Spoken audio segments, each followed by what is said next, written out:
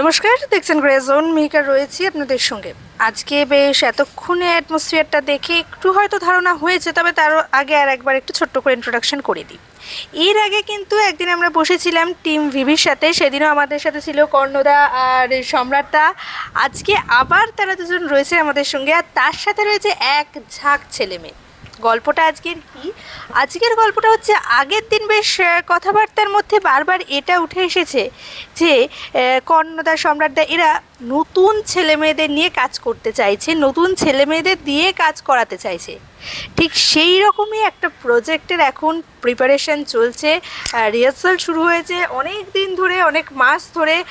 সেই রিহার্সাল কেমন চলছে, এই প্রজেক্টের মূল বিষয়টা কি, কেন এই টপিকটাকে বেছে নেওয়া, এইসব নিয়ে একটা জমজমাট আড্ডা আজকে হতে চলেছে। আর এই যে আড্ডাটা নিছকই আড্ডা নয়, সঙ্গে কিন্তু অনেক কিছুর গল্প রয়েছে, অনেক কিছুর ইনফরমেশন রয়েছে। আর এই যে আমাদের চারপাশে যে ক্রিয়েটিভ মানুষেরা উঠে আসছেন, তাদের অনেকেরও জীবনযুদ্ধের গল্পের এসেন্সটা কিন্তু রয়েছে। তাই শেষ অবধি এপিসোডে থাকতেই হবে। আর বেশি ভূমিকা না করে আমি সরাসরি প্রশ্নোত্তর পর্বে চলে যাব। আমি প্রথমেই অবশ্যই থিয়েটারের ডিরেক্টরের কাছে যাব। কর্ণদা, এই যে একটা প্রজেক্ট মহাভারত রিলোডেড, শুনেই বিষয়টা একদম অন্যরকম একটা ইন্টারেস্টিং লাগছে। এর পেছনের গল্পটা আগে শুনে নিই।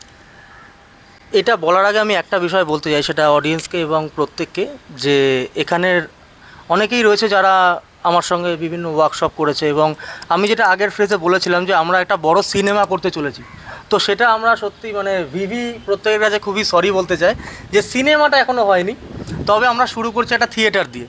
সিনেমাটা হবে, যেটা প্রবলেম বুঝতেই পারছেন, বাজেট প্রবলেম, ঠিক আছে। তো এরপরে আসে যে থিয়েটার, যেটা প্রশ্ন করলে, যে আমি অনেক দিন ধরেই ভাবছিলাম যে থিয়েটার, আমি প্রায় 2 বছর থিয়েটার থেকে বিরত, মানে ছোট ছোট কিছু থিয়েটারের অন্যান্য কাজ করেছি, কিন্তু সেভাবে নিজের চারে বা আমি যে মানে রেগুলার বেসিসে যে চর্চা করতাম সেগুলো হয়তো খানিকটা থেমে গেছিলো। তারপর আমি ভাবলাম যে আবার যখন করব, তো সেক্ষেত্রে থিয়েটারটা আলাদা করে, আমি এত থিয়েটার হচ্ছে, তো আমি আলাদা করে আবার নতুন কেন থিয়েটার করব, সেটা আমার মাথাতে বারংবার ভাবনা চিন্তা আসছিল।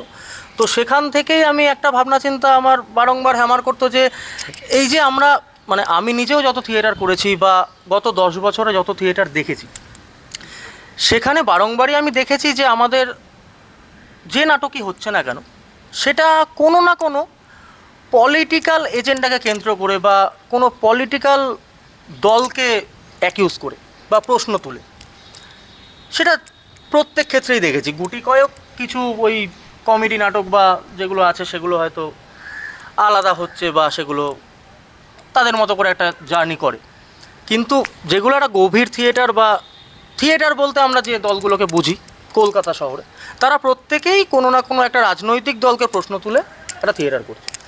কিন্তু আমার কথা হচ্ছে যে আমরা হয়তো ফ্যাসিজমের বিরুদ্ধে নাটক করছি বা আরও যাবতীয় এই ধরনের যে পলিটিক্যাল ইস্যুসগুলো রয়েছে সেগুলোর বিরুদ্ধে নাটক করছি, কিন্তু একটা মানে পলিটিক্যাল দল ছাড়াও যে থিয়েটারের যে দলের ভেতরের যে ইন্টারনাল পলিটিক্সগুলো চলে, সেগুলোকে কেউ প্রশ্ন তুলছে না। তো আমার বারংবার মনে হচ্ছিলো যে আমার সেগুলোকে প্রশ্ন তোলা উচিত, যে কে ঠিক কে ভুল সেটা বিষয় নয়, কিন্তু আমরা যেটার বিরুদ্ধে প্রশ্ন তুলছি আমরা সেগুলো করছি না। তো সেই উদ্দেশ্য থেকেই আমি প্রথমে লিখতে বসি, তারপর ভাবি যে না, ব্যাপারটা খুবই খেলো লাগছে, ব্যাপারটাকে আরও একটু মানে গভীরতর জায়গায় নিয়ে যাওয়া দরকার, যেখান থেকে উঠে আসে মহাভারত। তো সেখান থেকে আমি তারপরে এখনকার এই থিয়েটার সিনেমা, এই যে তাদের মধ্যে একটা মানে অলওয়েজ একটা কলহ চলে, আবার একে অপরের পরিপূরক, সেটা না বুঝেই একে অপরকে খিস্তি করছে তো বা ভালোবাসছে, তো সেই সবটাকে ভেবেই আমি তখন ভাবলাম যে না, এইরকমভাবে একটা কিছুকে যদি মহাভারতে ফেলা যায় তাহলে কেমন হবে। সেখান থেকে এই বাকিরা আছে, এবার বাকিরা বলুক।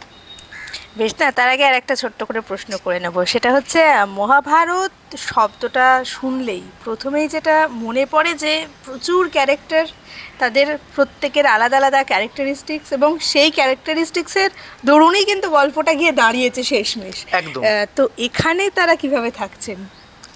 এখানে এটা আমি অ্যাকচুয়ালি সেভাবে বলতে চাইছি না, তবে অল্প করে বলা যায় না, যে পুরোটা বলা, না পুরোটা বলছি না, স্পয়লার দেওয়া হয়ে যায়। হ্যাঁ, স্পয়লার দেওয়ার মতো, যে এখানে যেটা দেখা যায় যে মানে আমাদের প্রেক্ষাপটেও লেখা রয়েছে যে নাটকটায় এই বিষয়গুলো রয়েছে যে যে যে চরিত্রগুলো করছে না, সেই চরিত্রগুলো আমাদের সমাজে, মানে মহাভারতের যে চরিত্রগুলো করছে সেগুলো আমাদের সমাজে অহরহ আমরা দেখছি। মানে আমাদের ঘরের একটা আলাদা গল্প আছে, আমাদের দলের একটা আলাদা গল্প আছে, আমাদের অফিসের একটা গল্প আছে, কিন্তু মহাভারতের এই চরিত্রগুলো সব জায়গায় বিরাজমান। একদম। মানে প্রত্যেকটা দলে একটা শকুনি আছে, প্রত্যেকটা দলে একটা কৃষ্ণ আছে, প্রত্যেকটা দলে একটা কর্ণ আছে, কোথাও একটা অর্জুন আছে, বা আরও যারা যারা আছে বা আছেন, দ্রৌপদী আছে, এরকমভাবেই মানে প্রত্যেক কটা চরিত্র আমাদের সঙ্গে অহরহ রয়েছে। সেটাকেই আমি একটা ছোট আধার, হয়তো থিয়েটার বা সিনেমা, কিন্তু এটা যে কোনো জায়গাতেই ফেলা যায়। মানে মহাভারত ওই জন্যই মহাকাব্য এবং অন্যতম শ্রেষ্ঠ মহাকাব্য। একদম, মানে এমনিতেই মানে মহাভারত এই কারণেই চির অমর মহাকাব্য। প্রত্যেক যুগে এটাকে বাস্তব পরিস্থিতি দিয়ে ডিফাইন করা যায়। একদম। আচ্ছা, এবার একটু সোজাসুজি চলে যাই যাদের নিয়ে মেন প্রজেক্ট, সেই একদম এক ঝাঁক যে তরুণ তরুণী যোগ হয়েছেন রিহার্সালে, তাদের সাথে একটু কথা বলা যাক। সবার আগে চলে যাই যে এক্সপিরিয়েন্স কিরম হচ্ছে এখন এইটা অবধি? শুরু করার আগে আমি শুধু একটা কথা বলি, এই প্রথমবারের জন্য মানে এতজন রয়েছে এবং এতটা মানে কি বলবো নিস্তব্ধ পরিবেশ, মানে এটা সত্যি, মানে তোরা ফ্রি হতে পারিস, মানে এটা আমার খুব অবাক লাগছে যে মানে এক মুহূর্তে এত ভালো কী করে হয়, রোজ তোমাদের থাকা দরকার। বাকিটা ওরা বলুক, কে বলবে, শুরু করো। সবার শেষে জয়েন করেছো তুমি, শুরু করো। ওরকমভাবে আমরা পেছবো। বেশ, কীরকম এখনো অবধি এক্সপিরিয়েন্স? এখনও অবধি এক্সপিরিয়েন্স বলতে আমার প্রথম, আমি যখন এই দলটায় আসি, আমি আগে এখানে কোনো ওয়ার্কশপ করিনি। আমার সঙ্গে কর্ণর যখন প্রথম কথা হয় আমি এখানে আসি, আসার পর আমি দেখি এখানে একটা জিনিস খুবই ভালো, এখানকার পরিবেশ প্রথম কথা খুবই ভালো। এখানে আমি ওইরকম মানে আমরা করছি পলিটিক্সের নাটক, কিন্তু এখানে কোনো পলিটিক্স আমরা দেখতে পাই না। তো আর একটা জিনিস যেটা সবচেয়ে ভালো লাগে যে এখানে সবাইকে সমানভাবে সুযোগ দেওয়া হয়, যেটা আজকাল খুবই দরকার, যেটা অন্যান্য থিয়েটারে বলো বা যে কোনো জায়গায় এই পলিটিক্সটা এত বেশি এখন, যে সবসময় যারা নোন ফেস তাদেরকে চান্স দেওয়া হবে, যারা নিউকামার তাদেরকে একদমই চান্স দেওয়া হবে না, তাদেরকে জাস্ট একবার এসে মুখ দেখিয়ে চলে গেল, এই জিনিসটা এখানে একেবারেই নেই। তো এটা আমার সব থেকে বেশি ভালো লাগছে, মানে যেখানে কি বলবো, দক্ষ অভিনেতারাও রয়েছে, আবার নিউ কামাররাও রয়েছে, আবার যারা ধরো একটু মিডিল, মানে খুব বেশিও কিছু করেনি, আবার একদম নিউ কামারও নয়। তো সবাই মিলে যে বন্ডিংটা, সেটা খুবই ভালো এখানে। তো এই জিনিসটা বজায় থাকলে আমার মনে হয় নাটকটা খুবই ভালো হবে। আচ্ছা, এখানে কিন্তু আর একটা কথা যেটা মানে একদম নাটকের ইউএসপি, সেটা হচ্ছে এই যে ছেলেমেয়েরা এখানে রয়েছে, এদের কিন্তু বেশিরভাগেরই সম্ভবত এটা প্রথম থিয়েটার। তো অনেক নতুন এক্সপিরিয়েন্স যেমন রয়েছে, নিজেদেরকে কিন্তু তৈরি করাটা, সেটার পেছনেও এরা খুব এফোর্ট দিচ্ছে, অনেক নতুন জিনিস শিখতে হচ্ছে, মানে নিজেকে অনেক কিছু অ্যাডাপ্ট করতে হচ্ছে। সেই জায়গা থেকে তোমাদের সবার এক্সপিরিয়েন্সটা একটু একটু শুনি। বলো, বাকিটা বলো। কই তো কর্ণধার, আমি একটা ওয়ার্কশপ থেকে কর্ণধার সাথে যুক্ত হয়েছি এবং সেপ্টেম্বরের ওয়ার্কশপটা মানে ভীষণই ভালো ছিল, এবং তারপর ধীরে ধীরে আরেকটা ওয়ার্কশপ থেকে এখন মহাভারত রিলোডেডে। থিয়েটারের এক্সপিরিয়েন্স সত্যি বলতে আমার নেই, আর আমি খুব কমই জানি, বা সেটাও বললে কিছুই না। কিন্তু এই যে মানে যেইটুকুনি জানি, তো এই পার্টিকুলার নাটকটা মানে গতানুগতিক থিয়েটারের থেকে আমার তো মনে হলো একটু আলাদা, আর আমরা ভীষণ মজা করছি, আর নতুন নতুন জিনিস জানতে পারছি, আর আমি তো পার্সোনালি একদম ABCD থেকেই শিখছি থিয়েটারটা। তো হ্যাঁ, ভীষণ ভালো লাগছে, ব্যাস এইটুকুনি, আর কিছু বলতে পারি না। না, এই বিষয়টা এমন, এটা কিন্তু শুধুমাত্র একজনের কাছ থেকে শুনলে হয় না, তো এটা সবার কাছ থেকেই অল্প অল্প নিজেদের শুনলে। মতো করে বল, যার যা অভিব্যক্তি বল, মানে বারংবার করে। আচ্ছা, তো সবার প্রথমে আমারও এটা প্রথম নাটক। তো এখানে শুধুমাত্র যে নাটকে অভিনয় করা, সেটার পাশাপাশি এখানে মানে অ্যাসিস্ট্যান্ট যে ডিরেক্টর, সেই কাজও করতে হচ্ছে। আমার সাথে আরেকজনও আছে, সে এখন নেই, তৌসিফ আজকে। হ্যাঁ, তো সেখানে মানে অনেক রকম কাজই একসঙ্গে করতে হচ্ছে, অনেকগুলো দায়িত্ব একসঙ্গে নিতে হচ্ছে। তো পুরো বিষয়টাকে ব্যালেন্স করা, সেই সব নিয়েই আর কি এগোনো। খুব তাড়াতাড়ি আসবে নাটকটা, তো সেই সব নিয়ে এগোনো, এবারে দেখা যাক কি হয়। তো এটা একদম আমার ফার্স্ট টাইম।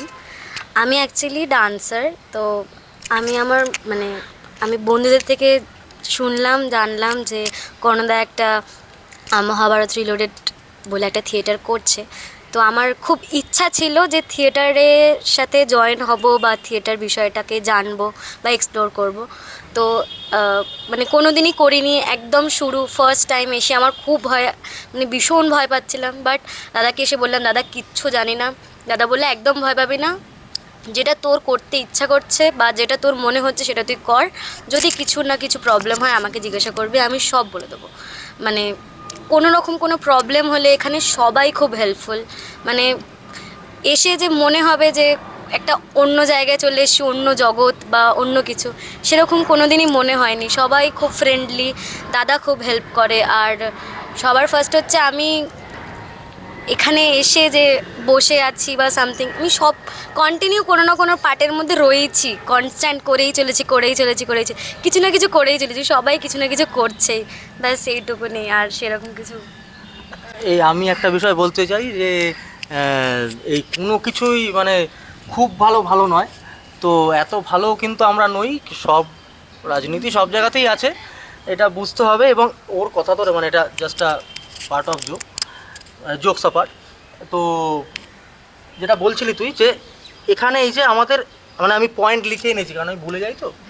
তো এই যে ওর কথাতে উঠে না যে ইউথ এঙ্গেজমেন্ট, মানে যে আমরা বারংবার করে বলি যে আমরা থিয়েটারে ইউথকে এঙ্গেজ করতে চাইছি, কিন্তু সেটা না বারংবারই হয়ে যায় যে অ্যাজ অ্যান অডিয়েন্স আমি এঙ্গেজ করতে চাইছি, যে আমি শুধু ইউথকে থিয়েটারটা দেখতে আসার জন্য এঙ্গেজ করছি।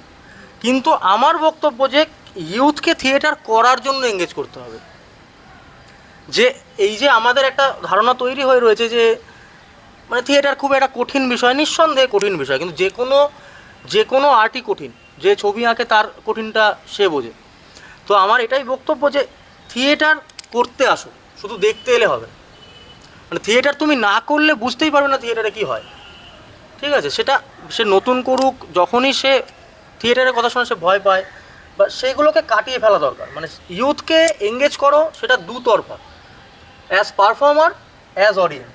শুধুমাত্র অডিয়েন্স হিসাবে ডাকলে কখনোই অডিয়েন্স আসবে না, মানে ইউথ আসবে না, মানে অ্যাক্টিভ কারণ পার্টিসিপেন্টটা দরকার। ইউথকেই দেখতে চায়, ঠিক আছে? দ্যাটস ওয়াই আমি যে মানে যে টপিকটা বেরিয়েছি, যেখানে ম্যাক্সিমাম চরিত্র হচ্ছে একদমই মানে গরম রক্ত যেটা।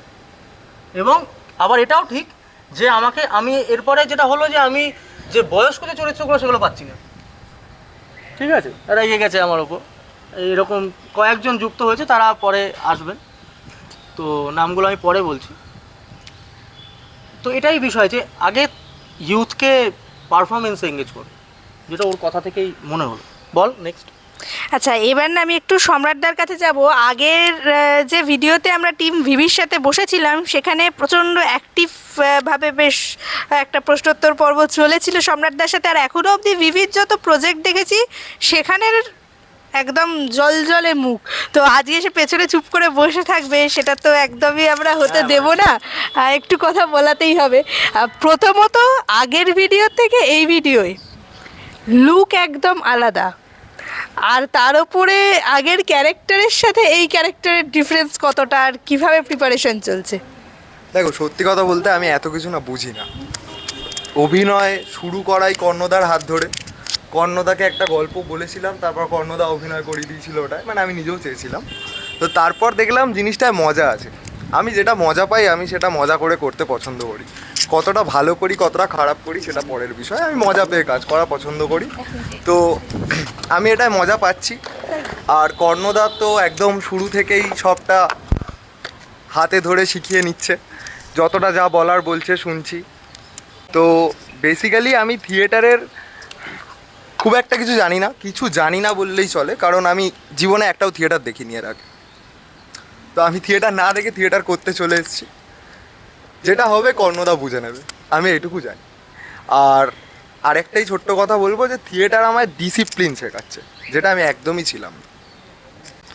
না এই যে নতুন কিছু শেখা এবং ডিরেক্টরের ওপর একটা অগাধ ভরসা, এটা কিন্তু খুব পজিটিভ দিক। আর এই নতুন কিছু শেখার কথা বারবার যখন হচ্ছে তখন একটা জিনিস মনে পড়লো, ঢুকেই যখন দেখছি রিহার্সাল চলছে, সেখানে বেশ কয়েকজনকে নাচের রিহার্সাল করতে দেখছিলাম। এবার একটু তাদের কাছে যাই, যে এই বিষয়টা তাদের অনেকের কাছেই সম্ভবত একটু নতুন ঠেকেছে। কেমন এক্সপিরিয়েন্সটা? তো নাচের ডেফিনেটলি অনেক কম্পোজিশন রয়েছে। অনেকে এখানে নাচ করে, অনেকে একদমই নাচের সাথে যুক্ত নয়। তো যেটা বলার বিষয় সেটা হলো সবাই খুব সিনসিয়ারলি করছে। সেটার একটা কারণ হতে পারে কর্ণদা, যে একটু বকাঝকা করে, আর দ্বিতীয় কারণ যে এতটাই নাটকটা একটু বেশি। আর একটা কারণ হলো যেহেতু নাটকটা এতটাই এঙ্গেজিং, মানে এখানে অনেকেই এরকম বলেছে যে আমি নাচ না করতে পারলেও আমি I want to be engage in this choreography, বা আমি পার্টটা করতে চাই, শিখতে চাই। তো এই জিনিসটা খুব ভালোই যে এঙ্গেজ করে রাখা প্রত্যেককে। আর তার থেকেও বড় যেটা আমি বলতে চাইছি কোরিওগ্রাফির, apart from the choreography part, সেটা হলো মহাভারতের মতন একটা টপিকের সাথে আমাদের ডিরেক্টর কর্ণদা যেভাবে আমরা যেই গল্পটা বলছি যেভাবে মার্জ করেছে, এটা আমার কাছে সত্যিই খুব অন্যরকম লেগেছে।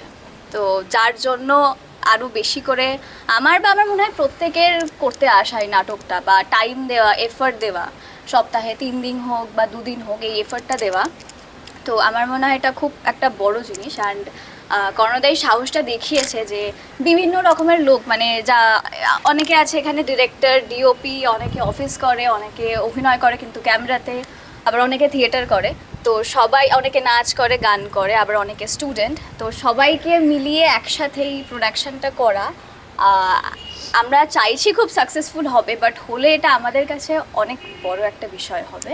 অ্যান্ড এছাড়া লাইক খুব ভালো আমাদের টিমটা, সবাই মানে প্রত্যেককে খুব রেসপেক্ট করে, যে যেটা জানে না সেটা খুব ভালো করে শেখে, বা শিখতে চাই আমরা যে জিনিসটা জানি না। তো এই টিম এফর্টটা, এই যে এঙ্গেজমেন্টটা টিমের মধ্যে খুব সুন্দর। আর বিভিন্ন, বলবো না বিভিন্ন বয়সের লোকজন, বাট স্টিল মানে সবাই বিভিন্ন ওয়েভলেন্থের লোকজন এই দলটায় আছি বা এই গ্রুপটায় আছি। তো সবাই খুব নিজেদের মতন করে সবাইকে শেখায় অ্যান্ড এনগেজ করে। তো এই বিষয়টা খুব ভালো, আর ভালো বলেই বলছি। ওই যে যেটা বলা হলো যে নাচের এক্সপিরিয়েন্স যাদের একদম নেই সেটা হচ্ছে আমি, কারণ আমি কোনোদিন নাচিনি, নাচার আমার ভীষণ ইচ্ছা ছিল কিন্তু শেখা হয়নি। এবার এইখানে যেটা সব থেকে ভালো লাগার সেটা হচ্ছে কেউ পারি না বলে জাজ করে না, সেটা কর্ণদা হোক, সেটা সায়নী হোক, বা যারাই নাচ শেখাচ্ছে, মিতা প্রচণ্ড পেশেন্স নিয়ে, প্রচণ্ড ধৈর্য ধরে আর কি ভীষণ সুন্দর করে নাচটা তোলায়। কারণ আমার প্রচুর ভুল হয়, আমি আজকেও ভুল করে এসেছি, যখন আর কি আমি নিচ থেকে এসেছি তখনও প্রচুর ভুল হয়েছে, কিন্তু প্রচণ্ড ধৈর্য ধরে নাচটা শিখিয়েছে। তো ভয়টা যেটা ছিল যে আমি নাচতে পারি না বা নাচ শিখিনি কোনো দিন, সেই ভয়টা আস্তে আস্তে হয়তো ওদের জন্যই কাটছে। মানে অনেক জায়গাতেই নাচ হয়, কিন্তু ওরা যেরকম আর কি ধৈর্য ধরে পেশেন্সলি বা কোনো জাজ না করে শেখায়, সেটা আমি খুব কম জায়গায় দেখেছি। আর পুরো কাজটার ক্ষেত্রে বলতে গেলে আমি ওয়ার্কশপ করতে পারিনি, আমি একদম নাটকের শুরুতেই ঢুকেছি। আমি কর্ণদাকে জাস্ট একদিন মেসেজ করেছিলাম যে দাদা আমি কাজটা করতে চাই, তুমি যে কাজটা বলবে আমি সেটাই করে দেবো। তো কর্ণদা বলেছিল হ্যাঁ চলে আয়। সেইখান থেকে কাজে এলাম, এবং এসে সত্যিই হয়তো এই পরিবেশটা আমি অনেক জায়গায় এই পরিবেশটা পাইনি। মানে আমার থিয়েটার করার হয়তো এক্সপিরিয়েন্স আছে, বাট মাঝখানে অনেকটা গ্যাপ ছিল আমার, কারণ গ্যাপ দিতে হয়েছিল বিশেষ কিছু কারণে। তো তারপর আবার নতুন করে শুরু করা, যে কারণে আমি একটু ভয়ে ছিলাম। কিন্তু আমার যারা সবাই আছে, যারা সহকর্মী থেকে আস্তে আস্তে হয়তো বন্ধু হয়ে উঠছে, তারা নিজেরা দায়িত্ব নিয়ে সেই ভয়টা কাটিয়েছে। তো এরকম এত সুন্দর সহকর্মী থাকলে, এত সাপোর্টিভ ডিরেক্টর থাকলে, হ্যাঁ প্রচণ্ড ঝাড়ে সেটা ঠিক কথা, কিন্তু এত সাপোর্টিভ ডিরেক্টর, এত সুন্দর সহকর্মী, এরা সবাই থাকলে আশা করছি নাটকটা আপনারা যারা দেখতে আসবেন তাদের সবার ভালো লাগবে, কারণ আমরা যথেষ্ট খেটেই কাজটা করছি, এটুকুই। আচ্ছা, যে প্রশ্নটা একেবারে না করলে নয়, বিষয়টা যেখানে মহাভারত, সেখানে এই যে নিজেদেরকে মহাভারতের ক্যারেক্টারগুলোর এক একজনের জায়গায় বসিয়ে ভাবতে হচ্ছে, তাদের মতো করে প্রিপারেশন করতে হচ্ছে, এই ফিলিংসটা যদি একটু। এই জিনিসটা নিয়ে আমি একটা জিনিসই বলতে চাই, সেটা হচ্ছে পলিটিক্সটা শুরুই হয়েছে মহাভারত থেকে যতদূর জানা যায়। তো সেটা যেভাবে দলগতভাবে দেখা গেছে বা নর্মালি আমাদের দৈনন্দিন জীবনেও আমরা চারিদিকে দেখতে পাই, সেই ক্ষেত্রে যখন দৈনন্দিনভাবে চলছে এই জিনিসটা, আর সেখানে সবথেকে বেশি প্রশ্ন ওঠে ইন্ডিভিজুয়ালিটির, সব জায়গায় সব ক্ষেত্রে। একা কি করা যাবে এবং একা নিজেকে কিভাবে প্রতিষ্ঠিত করা যাবে সর্বক্ষেত্রে, সেটা সব থেকে বেশি ইম্পর্ট্যান্ট হয়ে ওঠে এখনকার দিনে। এই পুরো জিনিসটা এবং প্রত্যেকটা চরিত্রের নিজস্বতাটা আমরা এই নাটকটাতে দেখাচ্ছি। হয়তো মহাভারতে যেই চরিত্রটা বেশি ফোকাসড হয়েছে তাকে আমরা যেভাবে দেখতে পাচ্ছি, এবং যেই চরিত্রটাকে একদমই বোঝা যায়নি বা দেখানো হয়নি বা জানা যায়নি তাকেও আমরা জানতে চাইছি, এবং তার ভিতরের কথাটাও আমরা বলছি এই নাটকের মাধ্যমে। আমরা এত বড় ইনিশিয়েটিভটা নিয়েছি শুধুমাত্র মাইথোলজিক্যাল জায়গা থেকে দেখে ভীষণ ভয় ভয় পেয়ে তা নয়, মাইথোলজির সাথে এখনকার দিনে যে জিনিসটা চলছে সেম ভাইবে সেটা এখন দেখানোর জন্য। আর এখানে সবাই মোটামুটি বলছে যে সত্যি কর্ণদা বকাঝোকা করে এবং আমাদেরকে বকাঝোকা করে তৈরি করছে, এই নাটকটা পুরোটা এইভাবে তৈরি হচ্ছে। একটা জিনিস সেটা হচ্ছে আমরা তো অনেক নতুন দিয়ে যাচ্ছি, আবার যারা নতুন করতে আসছে তাদের সাথেও থাকছি, তো এই সবটা নতুন নিয়ে এক ঝাঁক মানুষ যখন নেমেছি তখন কিছু তো একটা ধামাকাদার হবে, এবং নামটাই যখন এতটা কাঁপানো তখন মঞ্চ আমরা কাঁপাবো এতটুকুই আশা রাখি। এবার বাকিটা দর্শকদের উপর। আর সেই আশাটা আমাদেরও রইলো, এবং সঙ্গে অবশ্যই শুভেচ্ছা। আর আড্ডাটা বেশ জমজমাট হয়ে উঠেছে। এমনিও বাঙালি আড্ডাবাজ, আড্ডা দিতে শুরু করলে সেটা জমতে খুব বেশি সময় নেয় না, কিন্তু দুঃখজনকভাবে এপিসোডের সময় তো ধরা বাঁধা, তাই আড্ডার শেষ পথে আমাদের এগোতেই হবে। তবে আজকের আড্ডা শেষ করার আগে একবার আমি ইন্ট্রোডিউস করাবো আমাদের এই মহাভারত রিলেটেড প্রজেক্টের একদম অন্যতম মুখ, বেশ জলজলে নক্ষত্র বিশিষ্ট চিত্র পরিচালক সায়নদা রয়েছেন আমাদের সঙ্গে। তো আমি সরাসরি আগে এক্স্যাক্টলি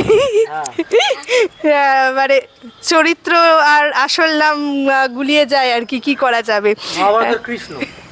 তো আমি সায়নদার কাছে যাবো সোজাসুজি, যে এই যে একদম নতুন ছেলে মেয়েদের সঙ্গে কাজ করা, আপনার তো এত দীর্ঘ অভিজ্ঞতা, সেখানে সেই এতগুলো নতুন ছেলেমেয়ের সাথে একসাথে কাজ করার এরকম একটা অন্যরকম টপিক কেমন লাগছে?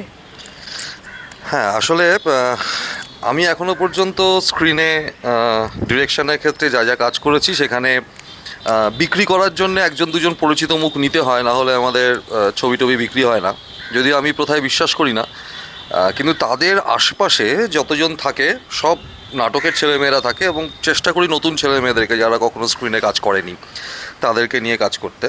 তো এখানে কর্ণর এই উদ্যোগটা দেখে আমার ভালো লেগেছিল এই কারণে যে এতগুলো নতুন ছেলেমেয়ে তাদেরকে প্রথমত এক জায়গায় করা, তারপরে তাদেরকে নাটকের যে ভাষা সেই ভাষায় তাদেরকে বেঁধে দেওয়া, এই উদ্যোগটা আমার সবচেয়ে প্রথমে ভালো লেগেছে। ফলে ও যখন নাটকটা লেখা শুরু করেছে আমাকে বলেছিল, আমি ওকে প্রশ্ন করেছিলাম যে কারা কারা করবে, মানে কাদেরকে নিবি ভেবেছিস? তো ও বলেছিল একদম ওয়ার্কশপ থেকে তুলবো। এই ওয়ার্কশপ থেকে তুলবো এই শব্দটা শোনার পরে আমি বলেছিলাম যে আমি আছি, যে কোনো চরিত্রে যেটা আমাকে মানাবে, তোর যেটা মনে হবে। তো বাই দা বাই ও আমাকে কৃষ্ণটাই দিয়েছে। আমার জন্মাষ্টমীতেই জন্ম আসলে, কৃষ্ণটাই দিয়েছে, এবং এর কৃষ্ণ চরিত্রটা আমার মহাভারতের সবচেয়ে পছন্দের চরিত্র। তার কারণ এই একটা চরিত্র যে সারাটা মহাভারত জুড়ে কূটনীতি করে গেল, অথচ তাকে দেবতা বলে পুজো করা হলো। যে চরিত্রটা সবসময় বলে গেল যে আমি হারতে শিখিনি, অথচ মহাভারতের প্রত্যেকটা পর্বে যদি আমরা ভালো করে ঢুকি ভেতর দিকে তাহলে দেখবো চরিত্রটা প্রত্যেকটা জায়গাতে হেরেছে। কারণ সে ইচ্ছে করলেই দ্রৌপদীর শাড়ি বস্ত্রহরণটা আটকাতে পারতো শুরুতেই, মানে তার শাড়ি অবধি হাতই যেত না কারণ, সেটাই সে আটকে দিতে পারতো, কিন্তু করলো না। তার কারণে তার দেবত্বটা দেখানোর জন্য শেষ পর্যায়ে এসে সে শাড়িটা সাপ্লাইয়ের ব্যবস্থা করলো। প্রচণ্ড কূটনীতি সম্পন্ন একজন মানুষ ছিল। যদিও আমরা আসলে যদি দেখতে যাই তাহলে কৃষ্ণ তো একজন ছিলেন না, মোটামুটি প্রায় 123 থেকে 127 জন চরিত্রকে একসঙ্গে করে একটা কৃষ্ণ চরিত্র তৈরি করা হয়েছিল। তো সেই 127টা মানুষের বিশেষ বিশেষ জায়গাগুলোকে একসঙ্গে তুলে নিয়ে এসছে কর্ণ।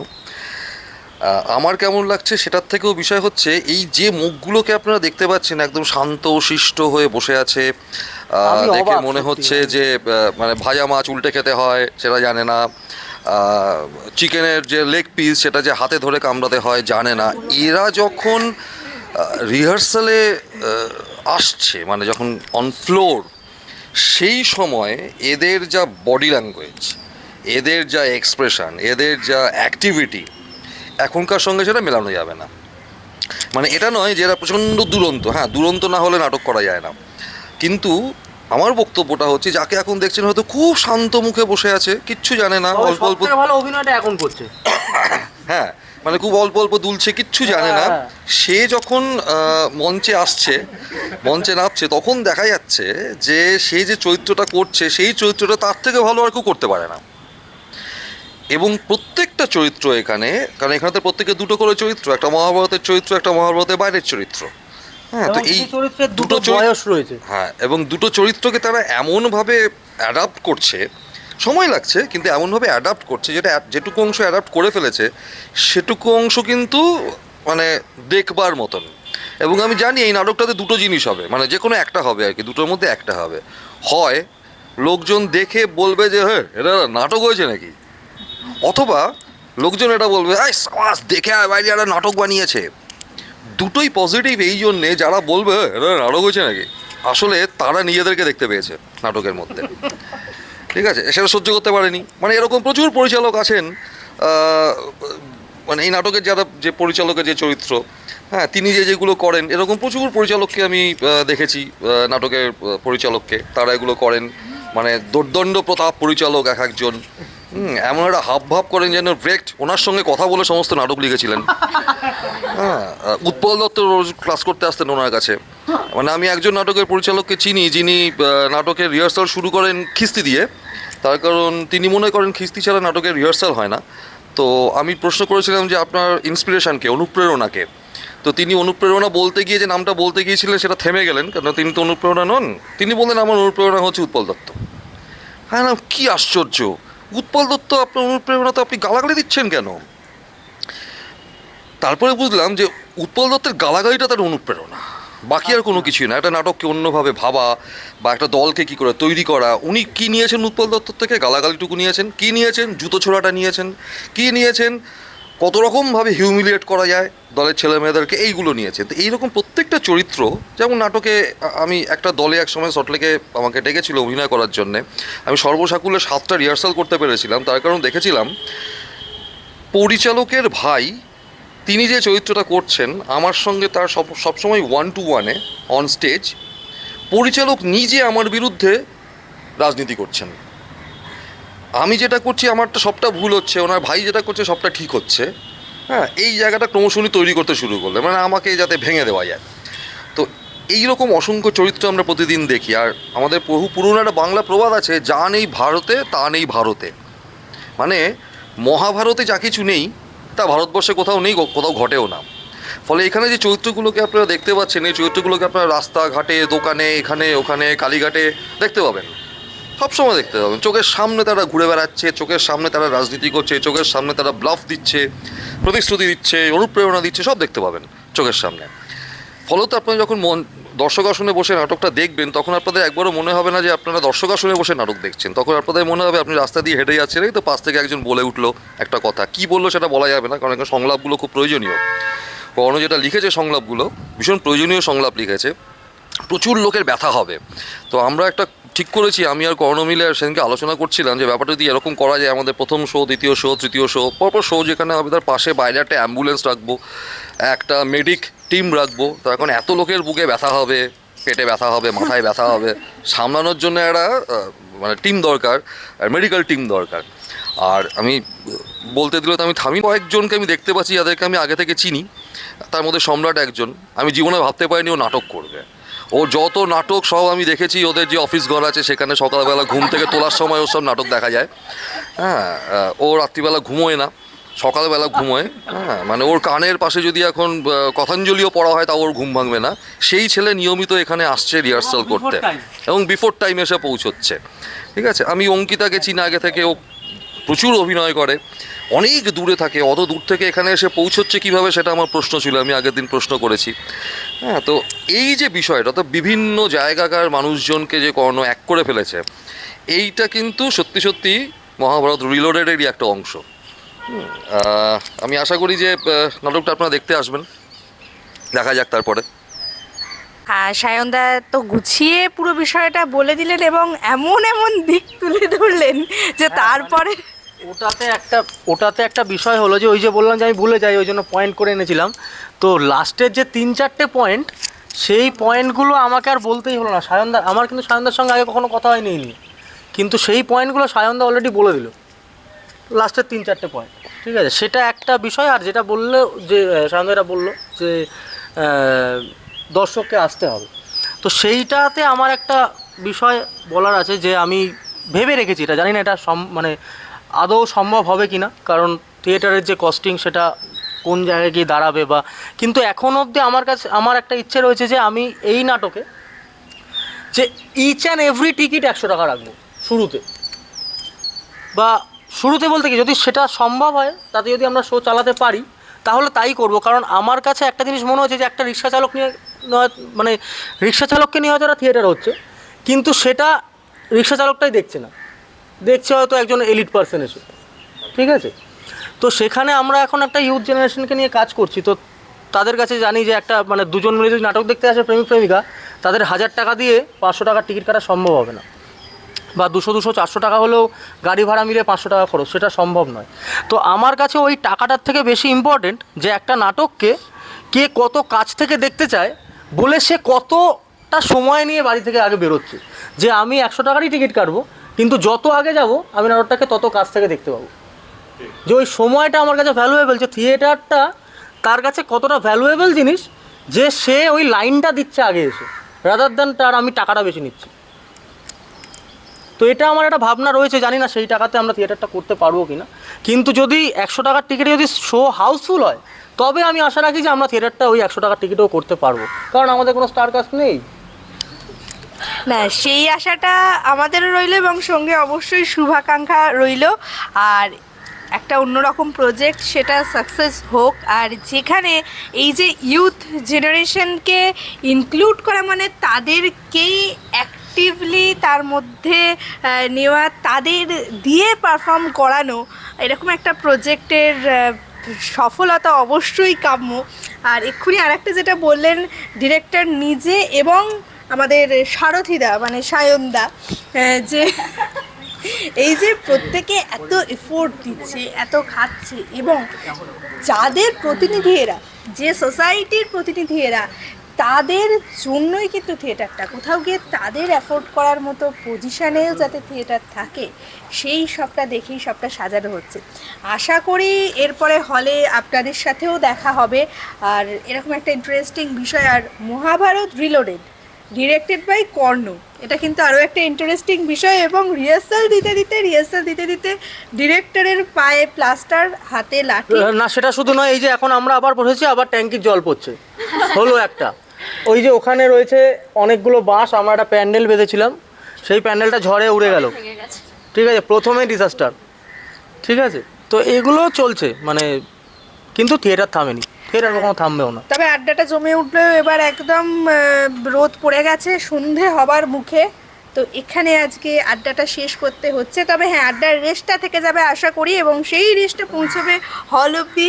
আমাদের এখানে দর্শকদেরকে সেদিনকে যেন হলেও দেখতে পাই। আর কবে শো আসছে, কি ডিটেলস, সেটা অবশ্যই কর্ণদার সেটা একদমই যাবেন।